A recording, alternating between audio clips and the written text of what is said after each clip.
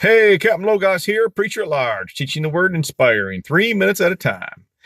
Hey, still in the How to Study the Bible series, getting a few more tidbits for you. We'll jump right into it. Types of Bible studies, right? Well, you could do an individual book study, sort of the simplest approach, and grab a book of the Bible and begin to study it, breaking it down. The other types are, you could do a canonical study. Basically, the books of the canon. Canonical is just the canon. The canon, obviously, is the Word of God. You could just do it Genesis to Revelations. You could also do it chronologically, in time order of the events that happen, right? Because that's a little bit different than the way our Bible is set up. It's not necessarily in the order that it happened, especially the Old Testament. You can also do a doctrinal study, right? You could look at the attributes of God and all those type of things. You could do a word study. You need to look at words in the Bible, pick them out, and go in there and get you a good concordance, a dictionary, and dig out some of the words and even look up some of the Greek meanings and learn a little bit more that way, right? You can do a thematic study, which is basically a topical study, right? Pick a topic and go through the Bible and study it. Then you can also do a character study, right? You look at characters of the Bible and study the characteristics of that person. Then, of course, there's also the passage study, which is taking different passages, sections of scriptures, and just reading and studying through them, right? So now there's 3 different types of studies you can do, right? The most preferred, and my personal favorite, is the inductive study. Why? Because when interacting with the Bible, what you're looking for is specific facts, right? You're not making application.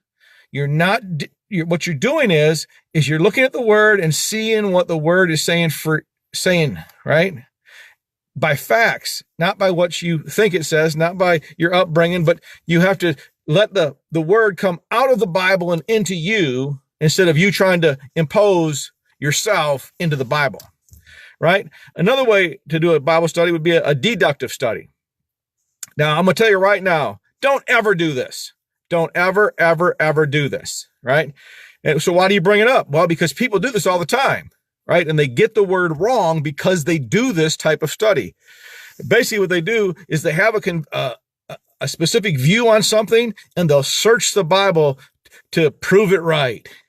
You don't ever want to do that, right? Because you're going to be skewed in what you're looking at. You're not actually letting the Bible talk to you.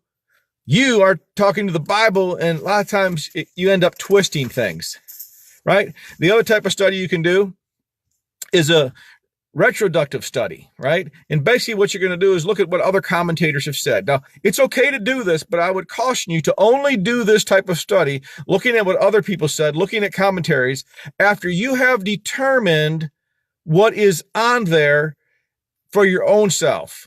Right? You want to try to understand what the verse says before you look at a commentary and see what other authors are saying it says or should say, right? So don't just go and do this up front, because then what they're saying will skew your study, right? Come to a conclusion on yourself and then go verify that conclusion with other authors.